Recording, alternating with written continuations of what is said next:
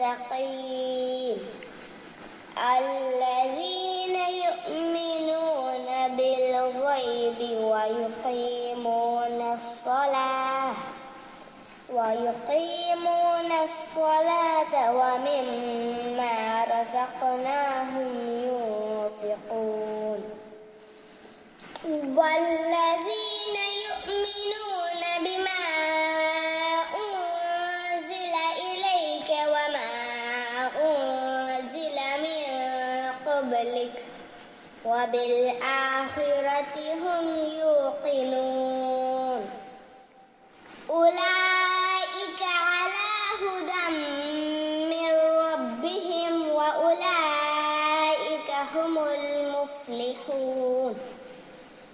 إن الذين كفروا سواء عليهم أأنذرتهم